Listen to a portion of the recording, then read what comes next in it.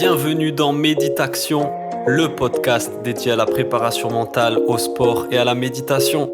On se retrouve chaque semaine entre passionnés pour aborder le thème de la préparation mentale et découvrir ensemble comment optimiser la performance sportive en conservant le plaisir de la pratique et en favorisant le bien-être et l'épanouissement. C'est parti, bonjour à toutes et à tous, bienvenue dans le podcast Méditation. On se retrouve dans un nouvel épisode avec un invité qui m'a été recommandé par les auditeurs du podcast. Il est ceinture noire de judo, ceinture noire de jiu-jitsu brésilien. C'est le responsable du pôle performance de la CFJJB, head coach de la GF Team en France. Il a un parcours de compétiteur en JJB très étoffé. C'est une des figures du JJB en France aujourd'hui et il nous fait le plaisir d'être ici avec nous pour parler de Jiu-Jitsu et de préparation mentale. Mathias Jardin, bienvenue dans le podcast Méditation, comment ça va? Merci beaucoup. Écoute, tout va bien. On est prêt à discuter, à parler de préparation mentale et puis faire avancer, si on peut, le jiu-jitsu brésilien en France. Génial, top. C'est un plaisir que tu aies accepté l'invitation. On va pouvoir échanger avec toi sur ce sujet-là qui est au cœur, je pense, de ton travail aussi, le travail que tu fais aujourd'hui auprès de tes élèves, auprès de la CFJJB. Est-ce que pour commencer, tu peux te présenter rapidement pour les auditeurs? Pas de souci. Écoute, tu as résumé un petit peu le truc dans la présentation. Là. Je m'appelle Mathias Jardin, j'ai bientôt 37 ans.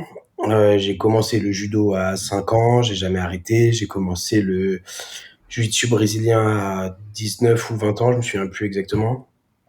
Voilà, j'aurai en 2024 9 ans de ceinture noire.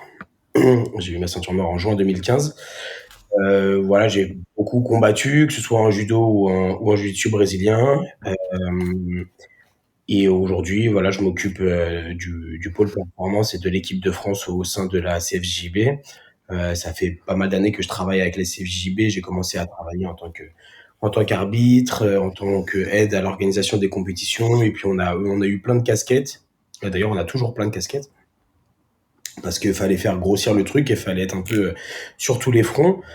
Aujourd'hui, ça va de mieux en mieux. Le sport est en train d'exploser. On a eu l'aide du judo qui nous a permis de faire un énorme bond en avant, malgré qu'il y ait plein de gens qui étaient un peu sceptiques à la base à cette fusion-là. Mais voilà, on essaye vraiment de faire grossir le sport. On est des passionnés à la fédération tous. On compte pas nos heures. Et on est vraiment ravis là, de la tournure qu'est en train de prendre le jiu-jitsu brésilien en France. Cool, super. On va revenir un peu sur toutes ces casquettes que tu as et tout ça. Mais est-ce que tu peux nous revenir un petit peu plus sur ton parcours à toi dans le jiu-jitsu brésilien? Donc, tu t'y mets vers 19-20 ans. Comment tu découvres ça et après, comment tu as avancé jusqu'à aujourd'hui? Bon, alors, je découvre ça un peu par hasard en remplaçant un ami sur un cours de judo. Juste avant moi, il y avait de la lutte à livrer avec Flavio Santiago à l'époque. Mhm. Donc, je les regarde un peu comme ça. J'étais un peu choqué de voir des mecs par terre, torse nu, qui se roulaient partout sur le tapis, alors que juste après, moi, j'avais des enfants de 4 ans qui allaient être sur le tapis, tu vois.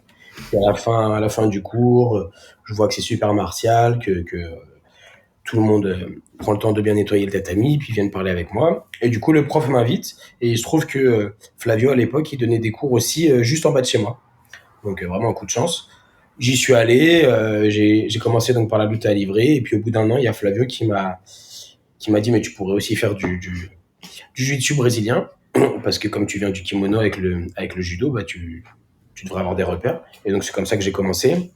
Après, comme j'avais vraiment soif de compétition, puisque en judo j'étais déjà un compétiteur, je me suis vraiment entraîné et je suis parti très vite au Brésil au bout de 2 ans de pratique ou 3 ans de pratique, je me souviens plus. Je suis parti 2 mois au Brésil.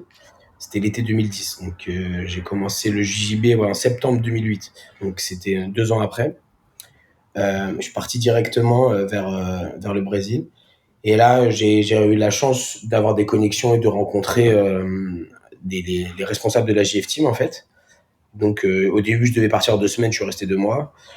Et après, j'ai fait plein de voyages au Brésil, 2 semaines par-ci, un mois par-là, une semaine par-ci, etc. Et je suis resté en 2012, je suis resté 6 mois.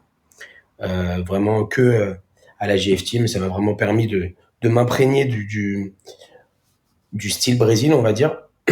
Et donc de faire beaucoup de compètes, que ce soit, bah, j'ai fait toutes les compètes, hein, de toute façon, que ce soit en bleu, violette, marron, noir, j'ai essayé de faire le plus de compètes possible. Donc j'ai fait les Europes, bien sûr, j'ai fait les PAN, j'ai fait les World Pro Abu Dhabi, j'ai fait les World IBJF, j'ai fait plein de compètes. Mes meilleurs résultats, ça a été, on va dire, en ceinture marron, où j'ai été vice-champion d'Europe à Lisbonne et troisième au championnat du monde à Los Angeles. En ceinture noire, j'ai fait troisième aux Europes aussi, mais en ceinture noire master 1. Voilà, ça aurait été ça. Après, j'ai eu beaucoup de médailles un peu partout à chaque fois, mais on va dire les plus grosses, elles sont là. Et puis voilà, c'est après naturellement, tu vois, avec l'âge, après au bout d'un moment, on se dit bon, voilà, on peut plus s'impliquer autant qu'avant. Il y a la vie de famille, il y a plein de choses, etc. Et puis en plus, c'était plus une envie, quoi. J'ai eu vraiment ce besoin où j'aimais combattre, j'avais envie de combattre. Et après, j'ai eu un moment où je me suis dit bon, bah là, j'ai plus spécialement Mhm. envie. J'ai plus trop envie de faire des régimes, j'ai plus trop envie de faire ci. Et donc là, je me suis détaché un peu moi de la compétition et je me suis plus focalisé sur entraîner les autres et essayer d'amener les autres vers le haut. Et donc j'ai eu la chance au sein de la Z Team d'avoir un très bon groupe et plein d'autres professeurs pour m'aider aussi dans l'encadrement et on a eu vraiment des très bons résultats, que ce soit au niveau national ou international. On a eu beaucoup de médailles internationales. Génial, sacré parcours. Je serais curieux qu'on parle juste après du Brésil, mais je voulais te demander qu'est-ce que tu as trouvé dans le jiu-jitsu brésilien qui fait que tu t'es autant impliqué, investi et que tu continues à le faire dans ce sport. Bah, on le sait, hein, c'est un sport qui est très addictif. Euh, c'est un sport qui, au début, surtout, vraiment te rend fou. Tu penses qu'à ça. Hein. Tu te couches, tu penses à ça. Tu te lèves, tu penses à ça. Tu dis, j'aurais pu faire cette position, j'aurais pu faire ça. Mais attends, si je fais ça et qu'il fait ci. Donc voilà, c'est vraiment le système d'échec. Et moi, ce qui m'a vraiment beaucoup plu dès le début, c'est les libertés. C'est-à-dire que voilà, je venais du judo où j'avais fait sport-études, etc. Ça t'as pas le droit de le faire, ça t'as pas le droit de le faire, et puis ça t'as plus le droit de le faire, et puis maintenant dans les nouvelles règles ça tu peux plus, etc. Et je suis arrivé dans un sport, on m'a dit ah non, bah ça tu peux faire, oui, bah oui, ça aussi, bah là tu peux te lever, tu peux te remettre à genoux, tu peux faire ci, tu peux faire ça. Ça m'a vraiment Mhm. plu. Et le côté, à côté de toutes ces libertés, le côté que c'était super technique. Et donc, ça me convenait bien, parce que j'avais une bonne forme de corps. Et c'était vraiment le truc où je me disais, bah, en fait, si tu veux au judo, même si tu as une belle forme de corps, quand le mec, il te met 30, 40 kilos, c'est très compliqué. Euh, Au jiu-jitsu, c'est moins le cas. Mhm. Que le sol, ça annule beaucoup le poids quand même. Donc, c'est vraiment ce côté-là qui m'a plu, le côté d'être libre et tout l'aspect technique qu'il y avait derrière. Et puis après, j'ai découvert aussi tout l'aspect plutôt tactique aussi qu'il y avait derrière. Donc, c'était vraiment cool. Mhm. Ouais, c'est vraiment ça qui m'a De... accroché Ouais, le plus, quoi. yes. En judo, t'es passé par les pôles Espoir, les pôles France, les Crêpes et tout ça. T'as fait Alors, ce circuit-là? donc, en judo, j'ai été, enfin, je suis toujours membre de l'ACBB Judo, qui est un gros club sur Paris. Et j'étais en sport-études à Marseille, au pôle France Marseille. Ok, yes. Ce sera intéressant de voir justement avec les projets que vous développez actuellement dans l'encadrement notamment des jeunes avec la CFJJB, de voir à quel point vous pouvez vous inspirer ou je sais pas communiquer avec ce qui est fait dans les pôles France notamment en judo quoi. Ah, bien sûr, il y a, il y a beaucoup à apprendre d'une fédération comme le judo, et il y a aussi des choses qu'il faut enlever. Euh, Hmm. pour deux raisons. Deux, parce que personne ne détient la vérité. Et la seconde, c'est que on n'est pas le même sport quand même. C'est deux disciplines à part entière, c'est deux disciplines qui sont différentes. Mais il y a beaucoup à apprendre d'une discipline et d'une fédération qui est là, je crois aujourd'hui, la quatrième française. Il y a, en termes de méthodologie, en termes d'enseignement, de pédagogie et de structure. Là, vu qu'on parle de structure, il y a beaucoup à apprendre. On n'en est pas encore là, on est encore tout petit. On parle d'une fédération qui devrait finir la saison à entre 15 et 16 000 licenciés, si je dis pas de bêtises. Donc, on n'est pas encore la puissance du judo. On espère le devenir, on souhaite le devenir, on fait tout pour le devenir et pour être même encore mieux. Maintenant, c'est un travail de très longue haleine, ça va pas se faire en 5 ans, quoi. Yes. Justement, donc cette année, on a pu vivre la première année et la première équipe de France CFJJB. C'est FJB, oui. Moi, j'ai suivi ça de très près et j'ai trouvé l'aventure super de ce que j'ai pu voir moi de là où je suis, quoi. Est-ce que tu peux revenir sur la genèse de la création de ce projet-là, équipe de France? Bien sûr. Alors, bon, c'est pas exactement la première, puisque Ok. déjà eu des brides comme ça, etc., de gens qu'on appelait Groupe France, qu'on envoyait par-ci, par-là, etc. Mais on va Ok. dire, oui, qui est autant structurée et pour laquelle, surtout, on a autant de moyens, Mhm. c'est la première. Donc, comment ça s'est créé? Bah, en fait, c'est toujours par groupe, hein. On travaille, on est plusieurs, on va dire, cadres techniques qui bossent à l'équipe de France, hein. Je suis pas tout seul, c'est moi le responsable là aujourd'hui, mais je suis pas du tout le seul Mhm. sur le Mhm. projet. Donc, le premier, évidemment, c'est le président, David Giorsetti. Ensuite, on a le directeur technique qui est François Laurent. Je travaille en collaboration avec mon entraîneur adjoint qui est Baptiste Landais et en étroite collaboration aussi avec Vincent Nguyen. Mhm. Tout ce monde s'est réuni un petit peu. On avait aussi tous les responsables de région qui étaient impliqués. Donc, chaque région a un responsable. Euh, Mhm. et on a un petit peu dit que voilà, on était prêt à envoyer des billes dans ce projet-là, qu'il fallait quelqu'un pour le mener, qui était disponible, etc. Et puis voilà, c'est mon nom qui est ressorti, donc j'étais très fier et très connu, et très content, pardon, pas assez connu encore. Euh, mais du coup, on a créé une sélection. On a essayé de faire une détection, surtout pour les jeunes, parce qu'on connaissait beaucoup de jeunes, mais on les connaissait pas tous, que certains ont malheureusement du mal à faire tout le circuit, parce que financièrement, ça a un coût, évidemment. Mhm. Et donc, on a essayé de faire ça sur Paris l'année dernière. Ça a marché, on a eu du monde. On a sélectionné qui on a pu ce, ce jour-là.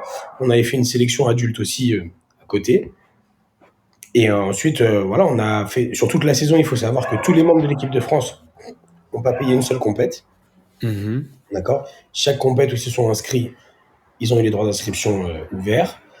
Et ensuite, même sur les compètes comme les championnats d'Europe ou les championnats du monde IBJF, même le Brasileiro pour certains, ou des compètes au Brésil pour certains, ça a été financé. D'accord? Yes. Donc, il y a Ok. vraiment eu une vraie implication de la CFJB dans ce projet-là, financier, parce que c'est Mhm. représente quand même Mhm. pas mal de sous. Ensuite, on a réalisé plusieurs stages. On a fait un stage à Paris, on a fait un stage dans le sud-ouest, un stage de cohésion, surf, etc., où c'était vraiment super sympa. Et d'ailleurs, au niveau de la préparation mentale, on est encadré aussi. On est suivi Mhm. par un super intervenant. Donc, c'est vraiment un projet où tout le monde est impliqué, que ce soit les entraîneurs, les préparateurs physiques, les diététiciens, les préparateurs mentaux, euh, la fédération, le président qui est venu faire une intervention, qui est venu discuter, etc., avec les jeunes. Voilà, il y a quand même une grosse génération d'écart entre lui, qui est ceinture noire 5e degré, et ceux qui sont ceinture bleue juvénile aujourd'hui. Donc il y a Mhm. vraiment un vrai spirit de la fédération de développer ça, et on continue d'ailleurs à la rentrée, on a un stage de pré-rentrée pour finir la sélection pour la saison 2023-2024. Voilà, on est vraiment à fond sur le projet. Génial. Donc c'est vraiment le projet, c'est un soutien à la fois financier, logistique, mais aussi et surtout sportif Mhm. pour amener ce groupe-là de compétiteurs vers le haut niveau. Est-ce que on pourrait dire, ou est-ce que c'est dans votre projet d'amener ces jeunes-là, ou même ce groupe-là, vers la professionnalisation? Ah bah oui, totalement. Et c'est ce que j'allais te dire, c'est que pas que, parce que on est aussi tourné sur le fait de comment vous pouvez vivre du jiu-jitsu brésilien sans forcément être athlète, parce que être athlète, c'est pas Mhm. donné à tout le monde malheureusement. Il y en a beaucoup qui se cassent les dents. C'est très très compliqué. Il y en a qui peuvent, il y en a qui, on l'espère, vont réussir. Et il Mhm. y a aussi d'autres solutions. Il y a être professeur, il y a être, bah, par exemple, kiné dans le domaine du sport, il y a être préparateur mental, il y a être préparateur physique, il y a être diététicien. Il y a plein de choses qui gravitent autour de Mhm. ce petit monde. Donc, on est vraiment sur ça. Et on en parle beaucoup dans nos stages. On sait très bien qu'ils veulent tous devenir athlètes. Et on est super content de ça et on fera tout pour les aider pour ça. Mais il y a d'autres solutions aussi et on leur répète vraiment qu'ils ne doivent pas se fermer la porte à ça. D'accord? Qu'il y a d'autres Mhm. solutions, il y a d'autres choses aussi. Être athlète, c'est très bien, mais c'est pas forcément une fin en soi. Il y a d'autres possibilités dans le jiu-jitsu brésilien aujourd'hui. On peut vivre aujourd'hui du jiu-jitsu brésilien en France grâce au développement de la Fédé et grâce à plein d'autres choses, grâce aux sponsors. Et donc, il faut absolument mettre ça en avant et mettre ça dans la tête des jeunes que s'ils échouent en tant qu'athlète, il y a d'autres choses possibles. Mhm. Ouais, que ça peut même être un choix sans parler d'échec, ça peut être Oui, un oui, choix délibéré aussi de. exactement, exactement. Ça peut Mhm. aussi être un choix délibéré de dire, bon, bah, je préfère plutôt faire ça, c'est ce qui m'intéresse plus, c'est ce qui me fait vivre, voilà. Mhm. Donc, il y a aucun souci avec ça et on en parle vraiment à chaque stage. Yes. Et donc dans ce projet et dans cette intention de haut niveau de professionnalisation, la préparation mentale, ça s'est imposé comme une évidence à vous? Alors, en fait, nous, on en parlait, mais on savait pas exactement comment la Fédé allait avoir les moyens. On a la chance que David Giorsetti connaissait un très bon préparateur mental qui est un ancien judoka et un jujitsuka aussi. Mhm. Vraiment, ça tombait très très bien. Qui, lui, s'est proposé aussi. Donc voilà, en fait, c'était super. Et on a vu dès la première intervention de Guillaume Baudouin, c'est lui le préparateur physique. Euh, Préparateur mental? Pardon, je suis vraiment désolé. Mhm. Dès sa première intervention, on a vu qu'il y avait plein de jeunes qui ne connaissaient pas Ouais. et qui ont tout de suite accroché, qui ont tout de suite perçu que c'était une part importante et qu'il y avait peut-être pour certains un manque et donc une marge de progression sur ça. Donc vraiment, c'était, je- comment dire, c'est super euh, épanouissant de les voir là à 15-16 ans, tu vois, avoir un déclic et se dire ah ouais, enfin tu vois, vraiment c'était super touchant. Voilà, c'est ça que je voulais dire. Mhm. Mhm. Et Yes. c'était vraiment super émouvant. Et donc il a eu cette première intervention là. Et puis sur le stage dans le Sud-Ouest, il est venu, il s'est même entraîné avec les jeunes, etc. Et il faisait des phases d'ancrage et de relaxation qui sont assez importantes. Et on voyait vraiment que même les plus jeunes avaient la maturité pour euh, rejoindre ça. Et c'était vraiment bien. Et donc on sait très bien aujourd'hui que c'est une part qu'il ne faut pas négliger, tout comme l'entraînement, tout comme la préparation physique, tout comme la diète, Mhm. et que ça peut permettre à des gens de progresser et de se sentir mieux en compétition, tout simplement. Excellent. Ouais, ouais, ouais. Et justement, toi qui as voyagé au Brésil pas mal et qui, j'imagine, est en lien encore avec ce qui se fait au Brésil en termes de jiu-jitsu brésilien. Au Brésil, où pour le coup, j'ai l'impression qu'ils sont beaucoup plus dans une dimension professionnelle, pour beaucoup, dans le jiu-jitsu brésilien. Comment eux, ils ont intégré cette dimension-là du mental dans. Euh, je dirais que ça fait peu de temps que ça a été intégré, vraiment. Mhm, Euh, avant l'explosion vraiment de la scène euh, JB international, des petites organisations qui se créaient, des gros sponsors qui sont arrivés, etc. C'était un peu, chacun faisait sa marmite, chacun faisait ses entraînements un peu comme il voulait, et puis ils allaient en compète et ils faisaient que les gros tournois IBJJF. Avec mhm, l'apparition vraiment des organisations qui ont commencé à payer cher, qui ont commencé à rendre le jiu-jitsu professionnel, flow grappling, etc. Là, on a eu une conscientisation autour de ça, de on peut vraiment être athlète et très bien vivre du jiu-jitsu brésilien aux États-Unis et au Brésil. Et donc c'est à partir de là que vraiment euh, les Brésiliens se sont entourés de bons préparateurs physiques, de bons diététiciens et de bons préparateurs mentaux. Donc je dirais que ça a, c'est un peu plus jeune, tu vois, ça a peut-être allez, entre 5 et 10 ans. Euh, mhm. donc quand moi j'y étais, c'était pas quelque chose de courant. Déjà juste, moi j'avais à l'époque un préparateur physique, juste avoir ça déjà c'était déjà pas super courant. Maintenant aujourd'hui c'est euh, dans toutes les académies tu vas trouver un lien vers un préparateur physique, un lien vers un préparateur mental, un lien vers un diététicien ou une diététicienne, euh, partout, partout. Mhm. Même je te dirais même un lien vers un club de judo, un lien vers un club de lutte, tu vois, un lien vers un club de MMA. Tu vas vraiment Ouais, trouver ça partout. ouais. Donc, ça, je pense que vraiment la puissance des médias à profiter à ce que le jiu-jitsu brésilien devienne le plus professionnel et donc à profiter à tout l'écosystème de vivre, en fait, tout simplement. Ouais, ouais, ouais.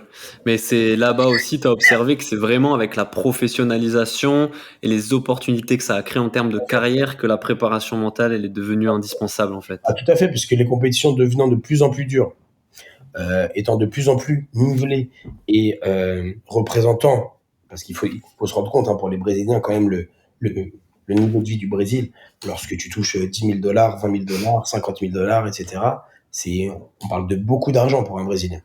Mhm, Encore, déjà pour la France, c'est beaucoup d'argent, mais pour mhm. un Brésilien, c'est le moyen de changer ta vie et celle de ta famille, hein.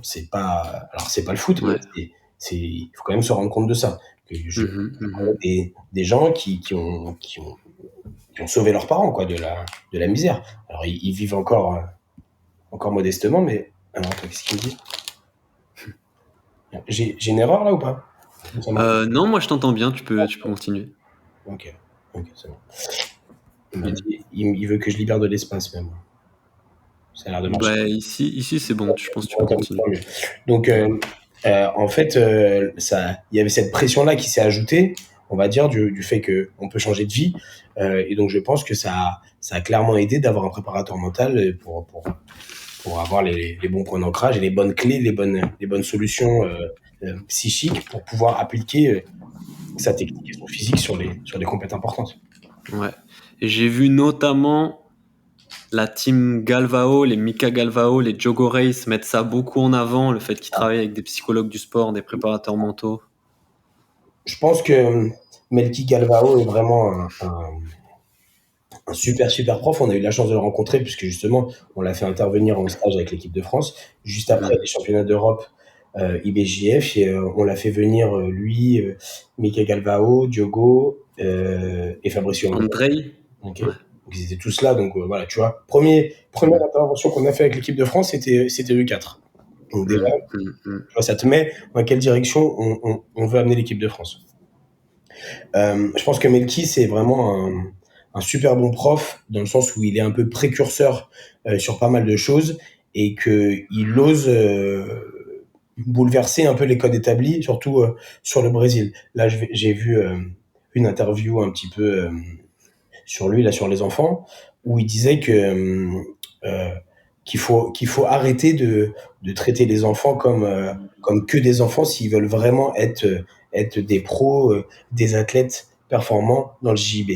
Il n'y a aucun enfant qui va à une compétition que pour participer.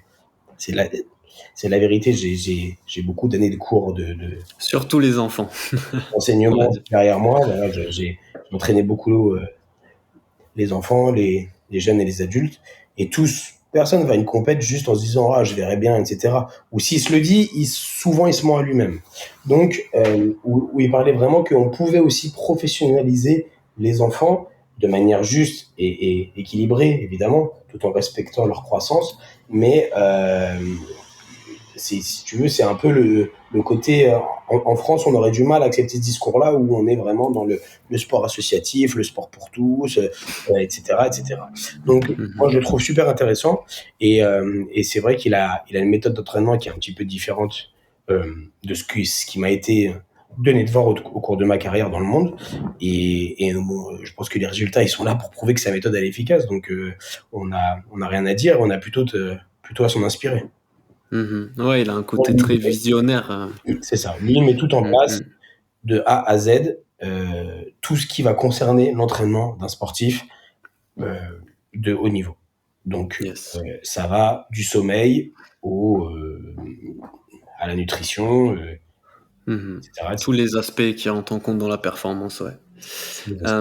Et selon toi, Mathias, à quel point le mental, il est important dans le jiu-jitsu brésilien, Pour moi, c'est. spécifiquement? Alors, pour moi, je dirais même dans tous les sports, hein, dans tous les sports individuels et de combat, parce que Mhm. on va dire, c'est ce que je maîtrise le mieux en tout cas. Euh, le mental, c'est primordial, d'accord? C'est la tête qui ordonne et le corps qui suit, c'est pas l'inverse. Donc ça, c'est vraiment le premier truc. Euh, moi je sais que je suis quelqu'un qui lâche pas. j'ai eu la chance de venir du judo, j'ai eu des entraînements durs dès mon plus jeune âge, on va dire. Et dans ma carrière à moi, j'ai eu beaucoup de combats où je perdais jusqu'à 10 secondes de la fin, des fois même jusqu'à 5 secondes de la fin, et où j'ai gagné. Ça m'est arrivé beaucoup de fois. Donc ça m'est arrivé trop de fois pour dire que c'est de la chance. Mhm. Quand si ça m'était arrivé une fois, peut-être on pourrait dire, mais ça m'est arrivé plus d'une fois, bien plus d'une fois. Et donc, c'est là où je me suis toujours dit que tant que l'arbitre il a pas levé le bras, c'est jamais fini. Donc cette partie-là, moi, pour moi du mental, elle est primordiale. Et c'est vraiment un truc que je trouve en tant que prof, c'est dur à enseigner. C'est facile quand quelqu'un a déjà de lui-même un mental un petit peu guerrier, un petit peu dur et qui il sait aller au bout de lui-même, il sait se faire mal, il sait quand c'est le moment de faire un peu plus ou quand c'est le moment de faire un peu moins. Et mais c'est pas forcément dur de transformer un loup en lion. Par contre, c'est beaucoup plus dur de transformer un agneau quoi, en lion. Donc c'est pour ça que c'est très important pour moi de se faire aider par des professionnels qui ont les outils, qui ont les maîtrises, qui ont les techniques pour vraiment développer tout le potentiel de certains, parce qu'on en connaît tous, des gens qui, à l'entraînement, ils détruisent tout le monde, tout le monde, tout le monde, mais tout le monde. Vraiment, Mhm. j'ai eu des mecs, moi, dans mon académie, qui prenaient n'importe qui venait en visite et qui les tordaient. Et qui, en Mhm. compétition, ne passaient pas un tour. D'accord? Parce que, on sait pas, ils perdaient leurs moyens, etc. On avait beau essayer de les mettre en confiance, on avait beau ceci, c'était pas leur environnement. Et c'est pour ça que si ces gens-là, ils ont vraiment le désir de faire de la compétition et de remporter des compétitions, il faut s'entourer de professionnels qui, eux, ont les bons outils et qui vont déclencher des, des bons, des bons déclics hein, pour avoir des très bons résultats. Je prends très souvent un exemple qui est un judoka que je connais, qui s'appelle Kylian Lebouc. C'est un judoka qui a fait une très grande carrière en équipe de France, qui a fait les Jeux Olympiques, etc. Et c'est un garçon qui, à 17-18 ans, n'était même pas dans le top 20 français, qui avait du mal à passer les départements en France. D'accord, Mhm. le niveau des départements, qui est le niveau le plus bas hein, au niveau du judo, mais qui avait un potentiel, qui était vraiment dur au mal, etc., etc., et qui, à force d'entraînement, de détermination, de s'entourer des meilleurs, etc., a réussi à performer jusqu'au plus haut niveau, jusqu'à faire les Jeux Olympiques, jusqu'à être champion olympique par équipe à Tokyo, là, en 2021, enfin 2020, quoi. Merci le Covid. Donc voilà, c'est vraiment un très bon exemple parce que c'est quelqu'un qui, à 18 ans, était en bas de l'échelle et qui, à 28 ans, était champion olympique par équipe. Donc je pense que Mhm. l'exemple, tu vois, la marge et le delta, là, il est clairement présent. Donc il faut s'entourer des pros. Donc pour moi, la préparation mentale, c'est aujourd'hui très important dans tous les sports de combat, même dans tous les sports, mais en tout cas dans tous les sports de combat, parce que quand on combat, c'est un vrai stress. C'est un Mhm. vrai stress de combattre. Alors nous, on prend pas de coups. C'est pas la cage, c'est pas le MMA, etc. Mais il y a quand même un stress. Le mec en face, il veut te faire la peau. Il veut te faire la peau dans les règles, mais il veut te faire la peau. Donc c'est un vrai combat. Yes. Voilà. Euh, c'est très intéressant ce que tu dis parce que c'est vrai que très souvent, j'ai l'impression qu'on associe le mental, quand on parle de mental, d'avoir le mental, à la détermination, la persévérance, le fait d'être un acharné, de jamais rien lâcher malgré l'adversité et tout, ce qui pour moi est hyper honorable et hyper utile et même sûrement indispensable. Mais est-ce que, C'est vrai. selon toi, ça suffit à performer, surtout quand on parle de performance en compétition? Non, non, c'est pas que ça. Hein. C'est sûr. Bah, c'est pas à toi que je vais l'apprendre, mais évidemment, il y a plein de palettes. Hein. Mhm. Il y a plein de palettes, hein, d'être un système adaptatif, etc. Mais ce qui, ce qui pour moi vraiment va déterminer une performance, c'est le fait d'avoir premièrement mis toutes les chances de son côté. Toutes les chances de son côté, c'est s'entraîner dur mais de façon intelligente. S'entraîner Mhm. dur ne sert à rien. Dur et de façon intelligente, d'accord. Ensuite, avoir suivi une bonne diète si on fait un régime, même si on n'en fait pas d'ailleurs, mais une très bonne diète, une bonne préparation physique et une bonne préparation mentale. si on a vraiment inclus tout ça, on a déjà mis toutes les chances de son côté. On est arrivé au mieux qu'on pouvait le jour de cette compétition. Maintenant, la compétition, c'est pas égal. C'est pas parce que tu arrives très bien préparé que tu gagnes. C'est pas le Ouais. meilleur préparé qui gagne.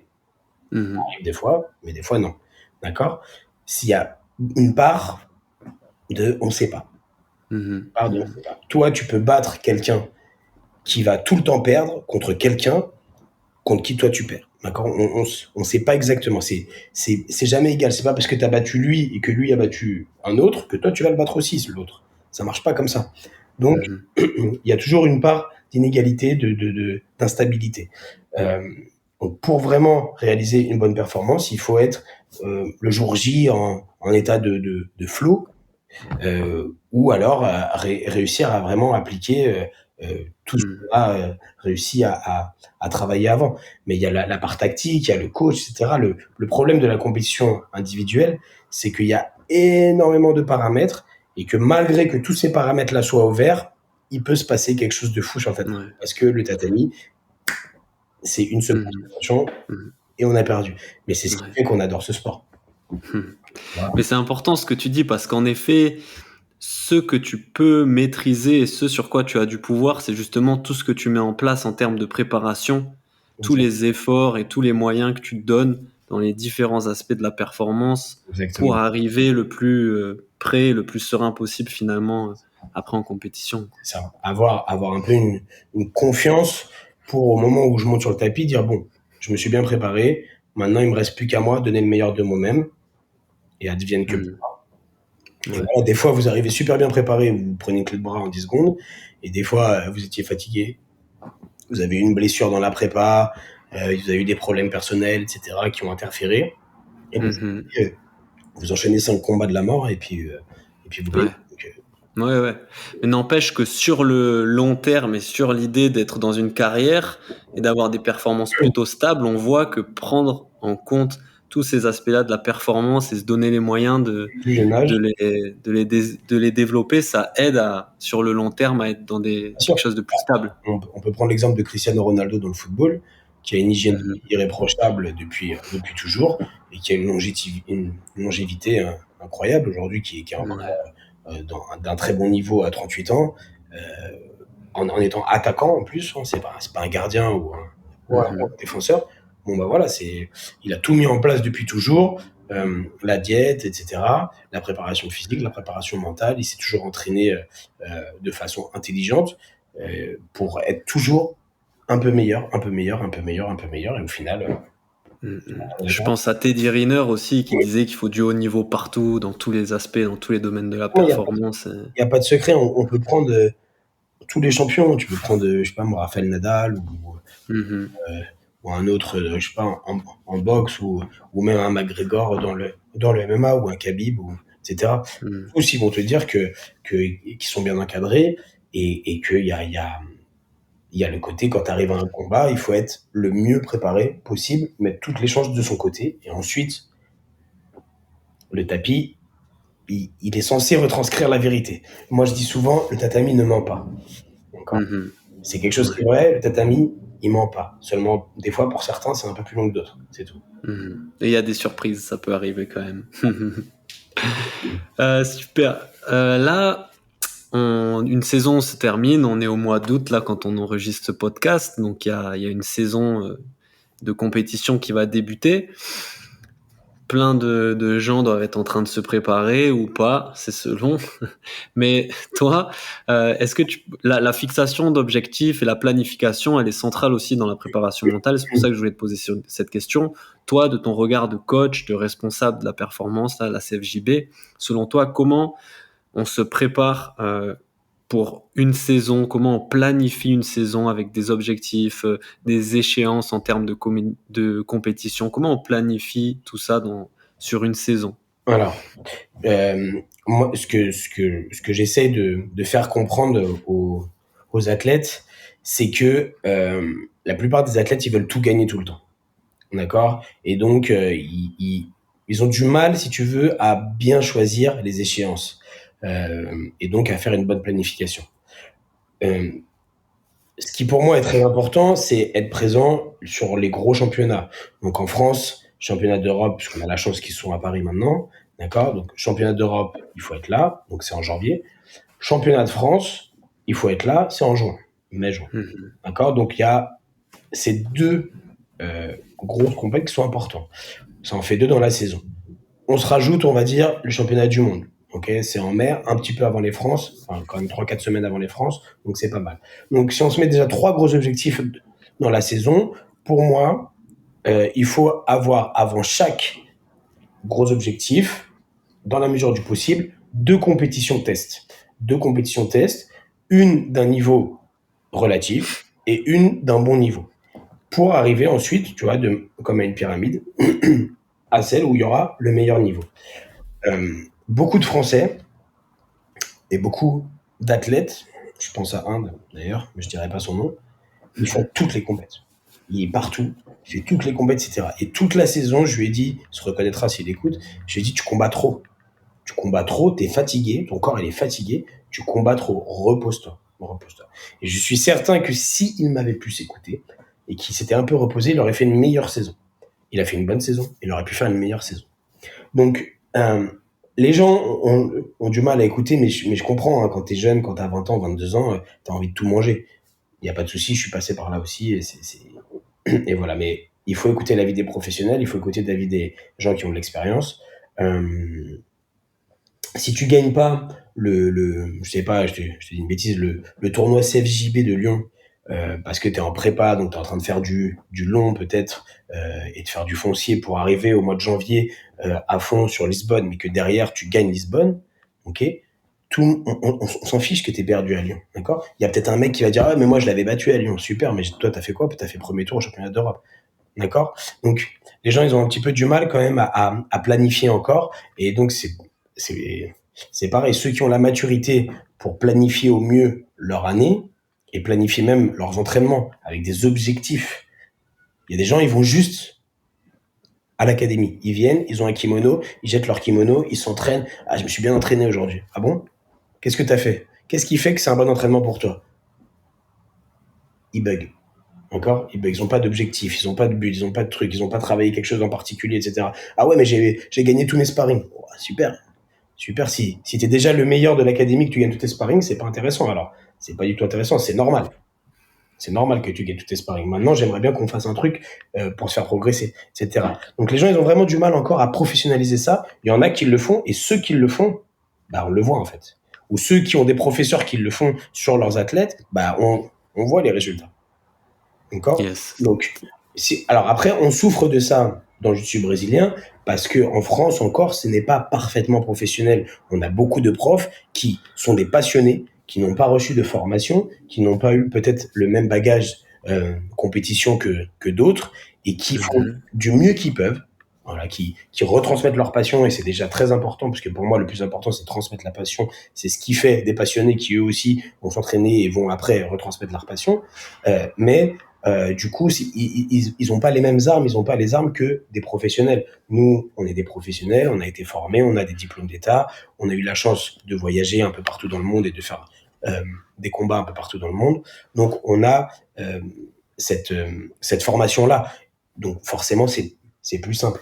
Le jour où chaque professeur de chaque club de jiu-jitsu brésilien en France aura été formé et aura reçu un vrai diplôme de, de, d'État, on verra encore une marge de progression. D'accord? Parce qu'il y Mhm. aura une planification des compétitions, parce qu'il y aura une planification des objectifs, parce qu'il y aura une planification des entraînements et des évolutions à avoir, à atteindre en entraînement. Ah bah là, tu vois, on a fait les prises de dos, mais là, tes prises de dos, elles sont pas encore parfaites. Il y a encore des choses à travailler, il y a encore ci, il y a encore ça, etc. Et puis, évoluer. Mais on commence à le voir de plus en plus. Et voilà, avec un œil professionnel, on peut citer tout de suite quel professeur planifie, quel professeur ne planifie pas. Ça se voit, ça se voit comme le nez au milieu de la figure. Et quand tu discutes un petit peu avec les profs qui ont un, deux, trois, pour certains, quatre élèves en équipe de France, tu comprends tout de suite. Mhm. C'est très intéressant ce que tu dis, parce que tu parles à la fois donc de planifier sa saison en termes d'objectifs, un peu de compétition et de résultats, en se disant qu'il y a des grosses échéances et donc on va fonctionner par cycle, où on sait quand est-ce qu'on va mettre de l'intensité et quand est-ce qu'on va devoir réduire aussi, descendre en intensité. Exactement. Et à la fois d'avoir, et c'est ça qui manque beaucoup, je trouve, moi, des objectifs de progression Eh oui. sur son entraînement, sur une saison, sur des cycles aussi, tu vois. C'est ça. Après, j'ai rien inventé, hein. J'invente Mhm. rien.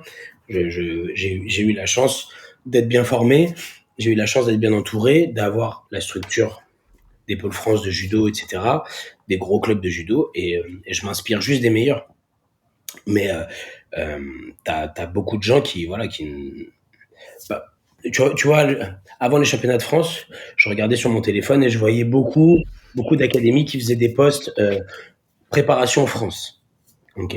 Et donc, tu vois, ils mettaient un peu la description de leur entraînement, et il y avait des vidéos, des fois, des choses comme ça. Mhm. Je voyais des trucs que j'avais envie de me tirer les cheveux, quoi. Je voyais certains clubs, certaines académies. Alors, je dénigre personne, vraiment, il n'y a aucun problème, mais qui malheureusement ne font pas encore le travail correct au moment correct. Il y avait des gens Mhm. qui faisaient du long, par exemple, avant avant le championnat de France, avant une échéance. Mhm. Bon, ok. Et euh, selon toi, du coup, toi, qu'est-ce que tu conseilles à tes élèves en termes de progression, mais de fixation d'objectifs? Est-ce que tu leur conseilles de venir à l'entraînement avec des objectifs bien précis, enfin voilà, qu'est-ce que tu peux leur conseiller concrètement? Il faut se rendre compte, hein, il y a, il y a plein de catégories d'élèves. Tu as les élèves loisirs, tu as les élèves athlètes, tu as les Mhm. élèves qui font ça juste pour se maintenir, pour s'entretenir, parce qu'ils sont passionnés de technique, qui ne feront pas de compète, etc. Mais chacun doit établir, faire des objectifs. Et on peut les faire ensemble s'ils n'y arrivent pas seuls. Parce que quand tu as 15 élèves, c'est facile. Quand on a 120, c'est pas la même chose.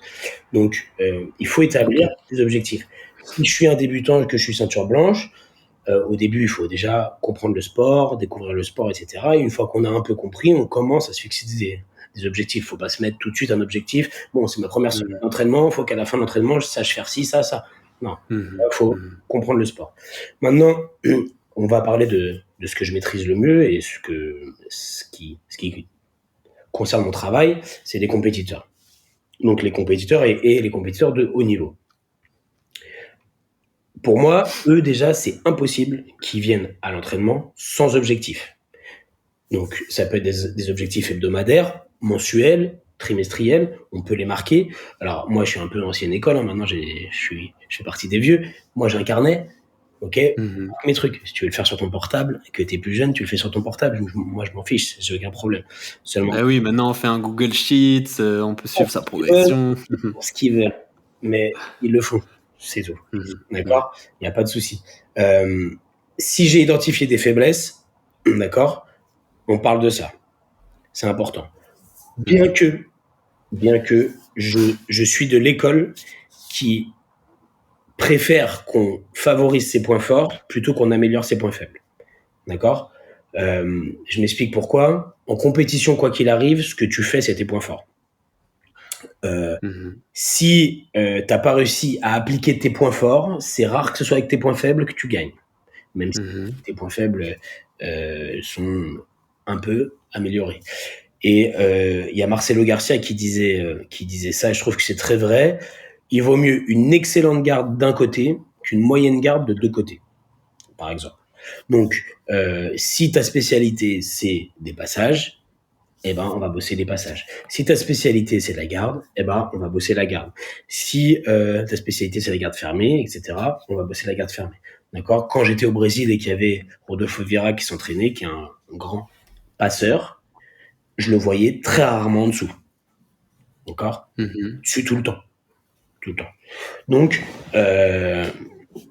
il faut, comment dire, doser, ok, les points à travailler. On a les débuts de saison et les fins de saison pour travailler, pour moi, vraiment les aspects plus faibles, faire Mhm. baisser vraiment les manques, et toute la saison, c'est pour améliorer ses points forts, pour que ça devienne Ok.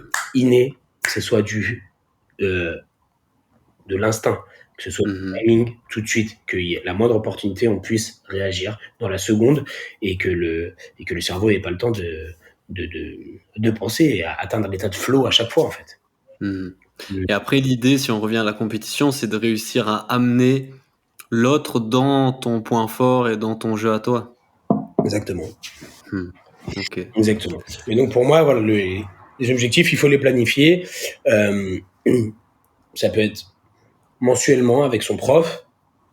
Ça peut être des fois sur une séance. Moi, ça m'est déjà arrivé sur une séance de dire à un de mes élèves, bon, écoute, aujourd'hui, je veux pas devoir faire garde de la riva. Tu te débrouilles, tu fais pas garde de la riva, tu fais que autre chose. Parce qu'il était déjà trop fort en garde de la riva par rapport aux autres. Et donc, Mhm. je voulais plus le voir faire de la riva, je voulais qu'il puisse faire autre chose. Mais quand on était à une semaine des championnats d'Europe, j'allais pas lui dire un truc pareil. D'accord? Mhm. Vas-y, arrache tout le monde en de la riva, là, vas-y. Y a pas de problème. Ok. Ok. Donc il faut savoir le faire au bon moment, etc.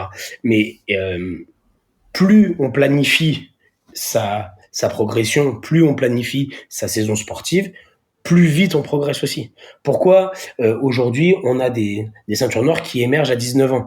Un, parce qu'ils commencent plus tôt, et deux, parce ils se professionnalisent plus tôt. Mhm. Avant, on se Mhm. professionnalisait à 17-18 ans. Aujourd'hui, ils sont professionnels à 12-13 ans. Donc, Mhm. les 5 ans qu'il y a eu entre de 12-13 ans à 18 ans, ils sont bénéfiques et on voit les résultats tout de suite. Ouais, ils ont été dans une pratique vraiment délibérée et ils ont du coup, c'est là moi que je vois le point central, ils ont été accompagnés, ils ont été guidés Mais il n'y a pas de dans ce secret. travail-là et c'est ça qui fait gagner du temps. Il n'y a aucun Et secret. tu vois, dans ce que tu dis, je me rends compte de l'importance parce que la fixation d'objectifs, la planification, c'est quelque chose qu'on fait beaucoup en préparation mentale. Bien sûr. Mais sur ces aspects-là de la progression, je vois l'importance de bien communiquer avec le référent technique parce que c'est lui qui sait quels sont les points forts, quels sont les points faibles Exact. et après Toi, comment organiser ça, tu fais quoi. aussi. Hein, si par exemple, tu as un sparring dans ton club qui tout le temps te fait taper de la même position, bon, bah, tu sais que tu as un point faible ici, là, il y a un problème. Ok, Mhm. s'il est beaucoup plus fort que toi, etc., bon, il n'y a pas de problème, mais si tu prends 5 clés de bras dans le même sparring à chaque fois que tu tournes avec lui, de la même façon, il y a un truc que tu vois pas. Donc, c'est identifié. Ça y est, tu l'as identifié. Et la plupart du temps, tu dis au mec, excuse-moi là, franchement, là, tu fais que m'éclater là sur cette position, je comprends pas. Est-ce que tu peux me montrer la position? Est-ce que je peux voir? La plupart du temps, le mec de ton club, si c'est pas un bâtard, il va dire, ah, mais bien sûr, mais regarde, en fait, moi, je fais comme ça. Donc, du coup, peut-être que si tu faisais ça, etc., et tu vas identifier la position, Mhm. tu vas la voir venir, tu vas, etc., etc., et là, tu as progressé. Donc, ton objectif, c'est la fois d'après, ah bah, à chaque sparring, je tape 5 fois. Là, je veux taper que 3 fois. Et la fois d'après, là, je tape plus. Et la fois d'après, c'est maintenant, il me la mettra plus jamais, cette position. Tu as identifié, tu as planifié, tu as progressé. Ça est. Maintenant, Mhm. si toi, tu ne vois pas, si ton prof, il te dit, t'as un souci là sur ta carte de ce côté-là, il y a un trou, à chaque fois tout le monde passe, ça y est, le problème, il est identifié. Maintenant, comment le résoudre? Bah, soit on drill, soit on discute avec des gens plus gradés qui ont plus de technique, plus d'expérience. Et ensuite, petit à petit, il y a beaucoup de gens aussi qui planifient, mais qui se fixent des objectifs qui sont inatteignables tout de suite. Mhm. Parce qu'après, t'as la défaite et du coup, tu perds la motivation. Faut planifier step by step des objectifs qui sont atteignables. Et une fois qu'on Ouais. a eu celui-ci, on va chercher l'autre, et puis on va chercher l'autre, et ainsi de suite, jusqu'au J'aime au but suprême. J'aime bien dire, moi, faut qu'il soit ambitieux pour qu'il soit quand même stimulant et excitant, mais atteignable, parce que sinon, t'es juste confronté à l'échec et t'y arrives pas, quoi. C'est insupportable.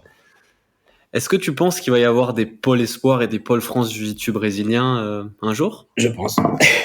Je peux pas en dire trop, mais Ok, on est ok. dessus. Bientôt donc. On, on est sur tous les fronts, d'accord, vraiment. Ouais. On est sur tous les fronts, que ce soit pour une formation diplômante et reconnue par l'État, déjà, hein, ce serait super d'avoir un BPGEPS, Mhm. pour des classes départementales, pour des sports-études, pour des pôles franches, etc. Comme je l'ai dit en début de podcast, on a vraiment de la chance. La fédération de judo, euh, aujourd'hui, ils nous respectent, d'accord. Il y a eu un temps où on était pas respecté. Mhm. C'est-à-dire qu'on était une discipline en plus parce que les judokas, et il faut faire attention à nous ne pas devenir comme ça aussi, les judokas, ils croient souvent avoir détenir la vérité et il y a que leur sport qui compte. D'accord? Mhm. Personne ne me contredira, parce que je connais très bien ce monde, personne ne me contredira sur ça, c'est qu'il y a des judokas du haut niveau, des entraîneurs, des encadrants, des formateurs, des responsables, des athlètes qui pense que le judo c'est le top, le reste c'est de la merde, on s'y intéresse pas. Personne ne va me contredire. Mais on a aussi de plus en plus de judokas de très haut niveau qui se tournent vers le JJB. Bien sûr, on a Hmm. aujourd'hui une bonne ouverture d'esprit. Maintenant, à nous de pas devenir comme ça non plus, de croire qu'aujourd'hui le sport Hmm. est en plein essor, ben voilà, c'est nous les meilleurs parce qu'on fait des super compètes, parce que ceci, cela. Rester humble, Hmm. Hmm. ouvrir les yeux, ouvrir les oreilles, voir ce qui se fait à côté, récupérer le mieux, etc. Et être toujours dans une optique une bonne dynamique de progression. Donc, évidemment, qu'aujourd'hui, la fédération de judo nous montre la voie dans les diplômes, dans l'encadrement des jeunes, dans les formations pour les handicapés, dans les formations pour les jeunes arbitres et pour les arbitres, parce que par exemple, ça aussi, c'est une autre possibilité de carrière, être arbitre, euh, Mhm. et dans l'encadrement des jeunes sur le haut niveau avec les sports études espoirs, les pôles espoirs et les pôles France, et pourquoi pas peut-être sur l'INSEP. Voilà. Après, on reste un sport qui est non olympique. Euh, Mhm. il faut se rendre compte qu'il y a aussi toute une dimension politique. Et ça, j'ai découvert aussi un peu comme ça à mes dépens. Mhm. Voilà, mon poste amène aussi une dimension politique. Et ça fait bizarre quand tu as fait que du sport pendant toute ta vie où la vérité, si tu veux, la légitimité se fait sur le tatami, où tu deviens aussi quelqu'un qui doit discuter, parler, savoir se taire, savoir écouter, savoir un peu ronger son frein des fois, un peu, etc., etc. Donc, Ouais. le développement du sport, il est en train de se faire. Il y a que des acteurs qui sont passionnés et à fond dans le truc, mais c'est long. Et il y a aussi une dimension politique à, à respecter. Ouais, bien sûr, quand tu parles de fédération, de parcours de haut niveau, tout ça, c'est à prendre en compte. Voilà. Et la préparation mentale, je trouve, elle est un peu au cœur de ça aussi parce que dans les fédérations, parfois, ben, on retrouve aussi un peu, t'en parler, de cette rencontre de plusieurs générations. Ah oui, bien sûr. Et aujourd'hui, comme tu le disais, les jeunes, ils sont beaucoup plus peut-être réceptifs très vite à la dimension préparation mentale que peuvent l'être, même si on trouve des gens hyper ouverts d'esprit aussi dans les... Bien Mais toi, par exemple, j'ai l'impression qu'il est peut-être au carrefour de ces deux générations-là, entre les deux. Euh, comment tu te situes, toi? Comment tu vois ça, là, des deux côtés? Ah, moi, je fais partie de la nouvelle génération en France, on va dire au sein du JB français. Mais pour les Mais t'as pas 16 ans. voilà, mais pour les jeunes en équipe de France, je suis déjà un ancien. Je suis un Mhm. je suis un prof. Je suis le coach de l'équipe de France. J'ai 2 barrettes sur ma ceinture noire. Voilà, je suis plus un Mhm. donc c'est un peu ça. Ce qui fait que mon nom a aussi été choisi, par exemple, pour être responsable, c'est le fait que dans le judo, on connaisse mon nom aussi. Donc, si tu veux, la passerelle, elle était beaucoup plus simple. Mhm. Je pense que dans le futur, hein, quand ce sera plus moi, on aura un mec qui viendra à 100% du brésilien, ou une femme d'ailleurs, et il y aura aucun problème. Mhm. Je pense que c'était important qu'il y ait une passerelle. Aujourd'hui, c'est vrai qu'avec les médias, avec toutes les plateformes pour créer du contenu et pour publier du contenu, les jeunes qui sont hyper connectés, hein, moi je le vois en stage, déjà moi je pensais que j'étais hyper connecté, mais tellement largué en vrai. Euh, on le voit bien parce qu'il n'y a pas que du mauvais dans les réseaux sociaux. Il y a plein de choses mauvaises, Mhm. ça c'est un autre débat, mais il y a aussi il y a plein de vidéos qui sont vraiment motivantes, inspirantes, qui imprègnent les jeunes et où ils se rendent compte, tu vois, par exemple, je vois beaucoup ça avec les jeunes qui sont en Formule 1. que ce soit les Français ou autres, tu vois, les Pierre Gasly et autres, qui, tu vois, à 20 ans, 21 ans, ils ont un siège dans un truc de Formule 1 où il y a que 20 places, euh, qui ont une grande maturité et qui postent des trucs régulièrement avec leur prépa mentale, avec leur prépa physique, avec etc., etc. Et en fait, bah, les jeunes, ils s'inspirent grave de ça. Tu vois, moi, je pensais pas, je pensais qu'ils regardaient comme ci, comme ça. Mais en fait, non, non. Par exemple, au sein de l'équipe de France, on a des TikTokers là qui sont un peu connus. Et au début, tu vois, moi, j'étais grave réticent. Je disais, vas-y. Et en fait, non. En fait, il y a des choses bien. Il y a des choses à tirer. C'est inspirant aussi pour les jeunes. Les mecs qui s'entraînent, ils font les choses bien, etc. Donc ouais, non, il y a pas que du mauvais. Donc oui, je suis un peu au carrefour des deux générations. Je suis plus jeune, hein, ouais, mais j'ai aucun problème à le dire, tu vois. Et, et j'essaye tout en restant en accord avec mes valeurs, de les suivre et de les guider sur ce qu'ils font. Maintenant, tu vois, par exemple, quand on fait un stage, bah voilà, à table, pas de portable. Mhm. Voilà, c'est un truc que je dis, Ouais. tu vois, c'est un truc qu'on fait, et c'est un truc qu'on dit. Maintenant, Mhm. s'ils sont en pause ou quoi, s'ils veulent rester sur leur portable au lieu d'être dehors, bah, écoute, ils font ce qu'ils Oui, veulent. oui. Moi, j'ai pas de problème. Bah, c'est que tu as aussi un rôle éducatif à jouer vis-à-vis des plus jeunes. Bah, c'est ça. C'est ça qui est. C'est ça. Mhm. Mais franchement, pour cette saison, en tout cas, on a eu un super bon groupe où il y avait vraiment du partage et de la communication. Il y avait des réseaux sociaux, certes, mais pas que. Donc, Mhm. pour l'instant, je Yes. suis très content de ça. Et pour rester sur ça, toi qui es au carrefour un peu aussi des générations, euh, quel mythe autour du JJB devrait être un peu déconstruit aujourd'hui selon toi? Par rapport à quoi? Par rapport à l'entraînement? Ouais, n'importe. Quelque chose que tu as vu qui a vraiment évolué et qui est peut-être plus vrai aujourd'hui? Moi, je te dirais un truc par rapport aux Français qu'il faut arrêter alors, c'est de moins en moins le cas, mais comment dire, sacraliser les Brésiliens, sacraliser les. C'est un élève des Mendes et tout. Ok. J'allais parler mal, mais Hmm. voilà. Ok. Et, voilà. Quand, Ok, me intéressant. dire, ah, je prends le mec qui a fait troisième au championnat d'Europe ou je sais pas quoi, tu vois, machin. Je Hmm. donne tout le temps la même réponse. Je dis, tu le prends, tu le jettes dans la télé. Voilà. Je dis, tu fais la première action, tu le prends, tu le jettes dans la télé pour voir. Tu vas voir qu'il n'y aura pas de fils de machin, etc., etc. Il va redescendre en pression et toi aussi, tu vas redescendre en pression, tu vas prendre confiance. Donc voilà, Ok. il le Ok. fera forcément, hein, le jeter dans la télé. Mais moi, c'est Ouais, ouais. voilà. Tu prends un mec, tu le jettes dans la télé, tu vas voir que ça va le calmer. Ouais. Si vraiment tu le jettes. Mais en fait, Parce que, ok, ouais. c'est vraiment un truc qu'on a entendu genre toute notre vie. Ah, je prends un Brésilien, j'ai perdu contre un Brésilien, j'ai perdu contre l'élève des Mendes, j'ai perdu contre. T'as perdu, voilà. Hmm. Ça peut arriver à tout le monde de perdre, d'accord? Mais si t'as pas perdu parce que c'est un élève des Mendes, tu vois. C'est pas ça. T'as Hmm. perdu parce que peut-être il est plus fort que toi, ou t'as perdu parce que peut-être ton mental il s'est effondré parce que t'as juste vu le nom de son club. D'accord? Donc là encore, la préparation mentale, elle est super importante. D'accord? Et donc ça, on commence à moins l'entendre. Heureusement, parce que franchement, j'en pouvais plus, moi. Et j'ai entendu vraiment des athlètes de l'équipe de France avec des super discours dire il n'y a pas de. Moi, je m'en fous qui est en face, j'y vais, je me suis préparé, peu importe, je vais donner le meilleur de moi-même et on verra bien ce qui va arriver et ça fait plaisir. Hmm. Mais je dirais que ce mythe-là de je prends un Brésilien, Ok, intéressant. ça Ouais, sent un ouais. peu. Ouais. Ok, excellent. Est-ce que tu peux nous dire quelle a été ta plus grande surprise depuis la création de ce groupe-là, équipe de France?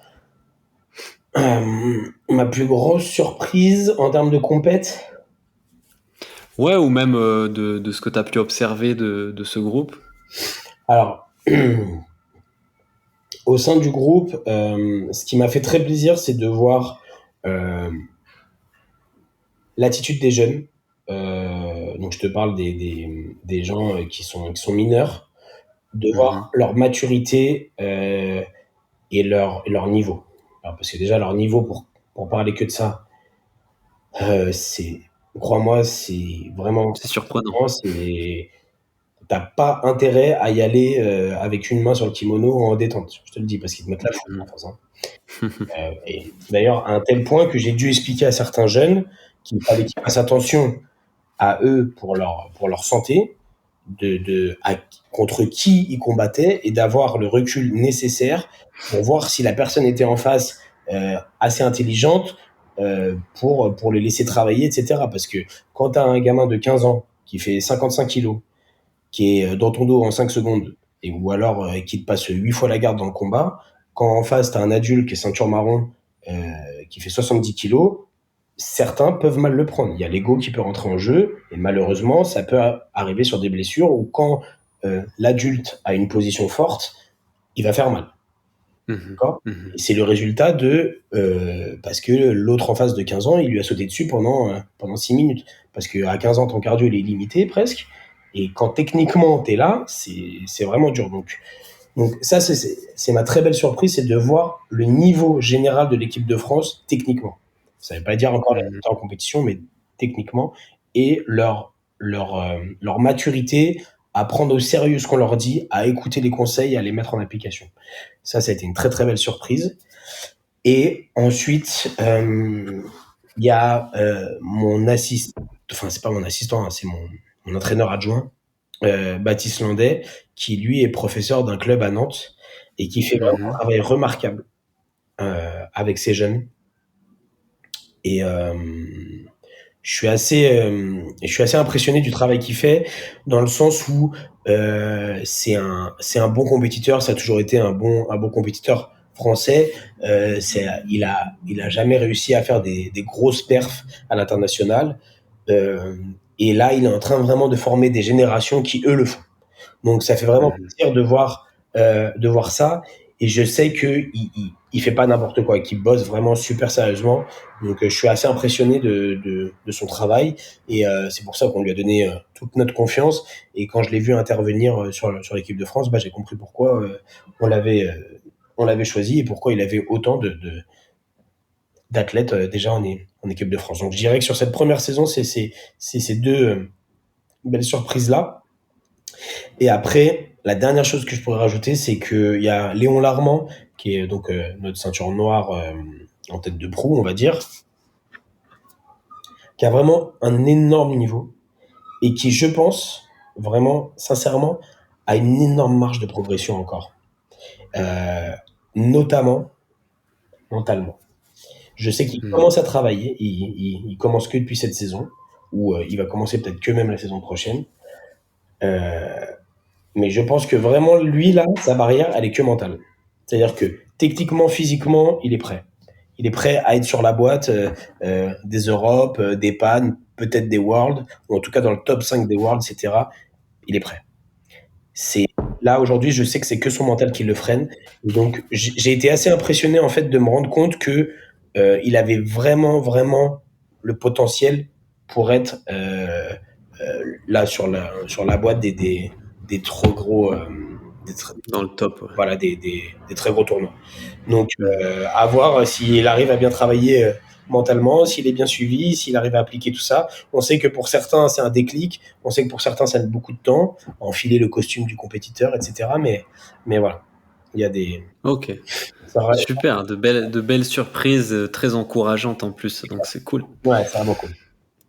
Mais dans ce que tu dis, et je le vois moi aussi, je l'observe de loin, c'est du coup toute cette jeune génération-là qui voit un avenir un peu dans la professionnalisation et dans le haut niveau dans ce sport. Mmh. Toi, qu'est-ce que tu conseillerais à ces jeunes-là qui ont ces ambitions un peu? C'est ce qu'on dit en équipe de France, hein, c'est de mettre toutes les chances de son côté en tant qu'athlète et de ne jamais négliger les études. Alors, les études, ça peut être plein de choses. Ça peut être Parcoursup, comme ça peut être un BEP, un CAP, etc. Il n'y a aucun problème, il n'y a aucune honte à faire l'un ou faire l'autre. Il faut vraiment un double projet. Un double projet, exactement. Parce que de toute façon, ce qu'on leur répète, c'est que même s'ils arrivent à être pro, la carrière, ça dure qu'un temps. Il faut penser à une reconversion, etc. Donc, voilà, on essaie vraiment de les orienter dans ça. Et dans le fait que s'ils veulent vraiment être professionnels dessus, pour mettre toutes les chances de leur côté, il faut s'entourer de professionnels qui connaissent et surtout savoir les écouter. Ok, on continue. J'avais encore deux, trois petites questions et je voulais te demander justement, selon toi, à quoi va ressembler le JJB en France d'ici 5 ans? Alors franchement, j'espère. Ouais, je vais te dire ce que j'espère, parce que selon moi, à quoi il va ressembler, je sais pas. Ce que j'espère, c'est que d'ici 5 ans, on soit à vraiment pas loin des 100 000 licenciés. J'espère que on aura vraiment obligation de séparer le championnat de France master et adulte, tellement il y aura de monde. J'espère que il y aura de plus en plus de clubs et qu'il y aura de plus en plus de médailles internationales françaises dans toutes les ceintures, surtout adultes, parce que c'est ce qui m'intéresse. Euh, voilà ce que j'espère. Maintenant, selon moi, à quoi il va ressembler, ce que je vois, c'est que tout est fait pour que ça progresse et pour que ça évolue. Il y a de plus en plus de compétiteurs, il y a de plus en plus de licenciés, il y a de plus en plus de clubs, il y a de plus en plus de gens qui se forment au CQP, puisque pour l'instant, on a le CFEB et le CQP qui sont en place. Donc j'espère que d'ici 5 ans, on aura eu la formation diplômante de l'État, le BPGEPS. J'espère que d'ici 5 ans, on aura ouvert peut-être un premier sport-études en France. Et j'espère que dans 5 ans, on aura eu notre, notre première médaille mondiale en ceinture noire adulte. Mhm. Mas- Cool. masculine, je précise, puisqu'on l'a déjà eu en féminine, mais masculine. Mhm. Voilà Super. tout ce que j'espère. Ok, espérons que Que j'ai raison. les, les dieux t'ont entendu. Euh, question que je pose à tous les invités. Question lecture. Quel est toi le livre qui a eu le plus d'impact sur ta vie? Alors, en termes de sport ou d'impact dans ma vie? Ouais, tout là, c'est libre. On parle de livres en général. D'accord. Bon, alors moi, je suis d'une famille d'intellectuels qui lit beaucoup. Alors, Mhm, c'est pas un livre sportif et chez moi, on lit beaucoup de polars. mhm, Moi, j'ai grandi sans télé et tout, donc je suis vraiment un ancien. Et donc, moi, le livre qui m'a le. Ça se trouve, je l'ai même là. Tu vois, il y a une petite collection là-haut. Ouais. Je sais même pas si je l'ai, mais moi, le livre qui m'a vraiment mis une grosse claque, c'est un livre de Connelly. C'est un polar américain et c'est ce qui m'a donné envie en fait de lire des polars. Je lis beaucoup de polars, enfin plus ça que autre chose en tout cas. Et c'est ce qui me plaît, c'est ce qui fait que quand je vais au cinéma, quand je regarde un film, soit les thrillers, soit les policiers, j'adore les descriptifs, les enquêtes. J'aime bien quand c'est un peu gore. Voilà. J'aime pas trop les films Mhm, d'horreur, mais j'aime bien quand c'est un peu hard. Donc c'est celui qui a eu le plus d'impact sur moi comme, euh, comme lecteur plaisir. Mais si on parle de sport, c'est la biographie de Arnold Schwarzenegger. Ok. Et franchement, c'est pas forcément quelqu'un que j'admire ou quoi, ou que j'idole. Bien que quand j'étais petit, j'aimais bien ses films, bien sûr, mais Mhm, sa bio, elle est vraiment super. Alors, à l'américaine totale, hein, évidemment, mais je peux que la conseiller à des sportifs parce que c'est justement quelqu'un qui a eu l'intelligence de planifier sa vie et de planifier le moment où il voulait être athlète, où il a arrêté d'être athlète pour être businessman, où il a arrêté d'être businessman pour être acteur, où il a arrêté d'être acteur pour être politicien. Et c'est vraiment du début à la fin, tu vois tout ça. Et bon, on peut que lui tirer notre chapeau hein, à ce mec-là, vraiment. Et c'est assez inspirant. On me l'a offert, tu vois. Quand on me l'a offert, je dis bon bah merci et tout, c'est cool. Et sauf que la personne qui me l'a offerte, je j'aime beaucoup à elle et c'est quelqu'un qui est un peu mon mentor dans les mhm. affaires, dans la vie, etc. Et donc, du coup, je me suis dit, bon, si c'est lui qui me le conseille, il y a forcément quelque chose. C'est quelqu'un qui a très bien réussi sa vie, qui est businessman, etc. Et donc, bah, je l'ai lu et il avait raison, hein, elle est vraiment top. Et voilà, Ok. je dirais, les deux livres qui m'ont le plus marqué. Cool. J'ai plus le titre là du Connelly. Comment il s'appelle déjà? Je crois que c'est Le Poète. Si je te dis pas de bêtises, il s'appelle Le Poète. Ok. Ok. Ouais. Ouais, c'était intéressant. On a beaucoup parlé de planification, justement. Donc, il y a peut-être des clés à trouver dans le Il y a livre des... de Ah, Schwarzenegger. franchement, il est vraiment bien. Si je l'ai encore par là, je peux l'avoir. Je le trouverai, je mettrai le nom dans la description Je l'ai là. de la recommandation. Il est assez balèze, mais ça se lit bien, hein, Ouais. c'est quand même du Mm. shorty. Mais non, c'est assez inspirant. Puis bon, il faut voir d'où il vient, quoi. Il vient d'un village d'Autriche, quoi. Donc non, Ouais. c'est quand même assez inspirant. Super, super. Est-ce que tu peux me recommander un invité avec qui je pourrais parler dans le podcast de préparation mentale, de sport, peut-être de jiu-jitsu brésilien? Alors, bon, il y a plein de monde hein, qui sont super intéressants en France. Bon, t'as Vincent Nguyen, si tu l'as pas eu, qui est vraiment qui a une super expérience puisqu'il a vécu aux États-Unis, il s'est entraîné avec les Mendes, qui est revenu en France, qui a créé son académie, qui est aujourd'hui le seul arbitre français IBJF à arbitrer les finales mondiales. Voilà, qui a un parcours extraordinaire, qui a eu aussi un très bon parcours en tant que compétiteur. Donc c'est quelqu'un de très intéressant.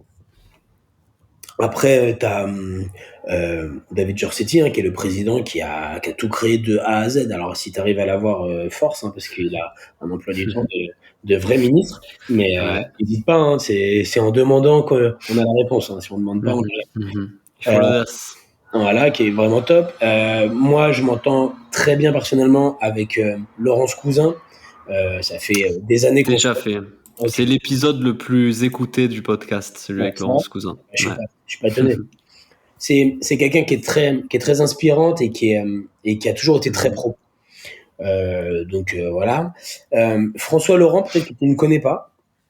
François Laurent, c'est le directeur, Infinity, voilà, c'est le président c'est ça? Ouais. d'Infinity, c'est le DTN de notre fédé, le DTN de la CFJB.